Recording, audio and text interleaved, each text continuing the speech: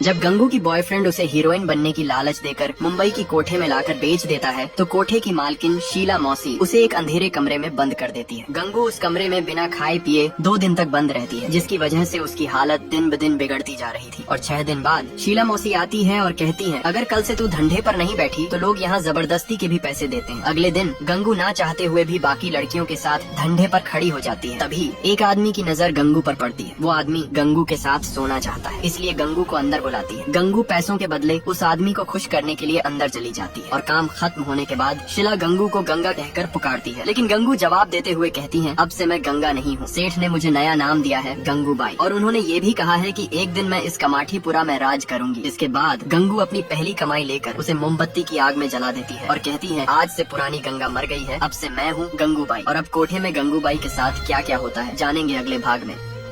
धंधे करके कमाया हुआ गंगू अपनी पैसे को मोमबत्ती की आग में जलाकर कहती है, अब से पुरानी गंगू मर गई है, आज से मैं गंगूबाई हूँ। इसके बाद गंगू शीला मौसी को तेवर दिखाकर कहती है, मुझे भूख लगी है, खाना चाहिए। ये कहकर वहाँ से चली जाती है। अगले दिन गंगूबाई सभी लड़कियों को फिल्म दिखाने की बात करती है और इसके लिए सभी लड़कियां तैयार हो रही थी, मगर तभी शीला मौसी आकर कहती है, चलो बहुत हो गया मेकअप, अब धंधे का समय हो गया। जिसे सुनकर गंगू कहती है, आज धंधे पर कोई नहीं बैठेगा क्योंकि आज हम सभी फिल्म देखने जा रहे हो। और गंगू सभी लड़कियों को शीला मौसी के सामने से ले जाती है, लेकिन शीला मौसी कुछ नहीं कर पाती क्योंकि अब वो गंगू से अंदर ही अंदर डरने लगी थी। इधर गंगू सिनेमा के पास पहुंचते ही एक आदमी उसे जबरदस्ती करने लगता है, जिससे गंगू गुस्से में आकर उसे मारने लगती है। यह देखकर उसकी सहेलियां उसे लेकर कोठे पर आ जाती हैं। और जब सभी लड़कियां सो रही थीं, तब कोठे की एक नौकर आकर शीला मौसी से कहती है, एक आदमी आया है जो गंगू के साथ सोना चाहती है और इसके बदले वो 2 गुना पैसा देने के लिए तैयार है। आखिर वो आदमी कौन है और वो गंगू के साथ ही क्यों सोना चाहता है, जानेंगे अगले भाग में।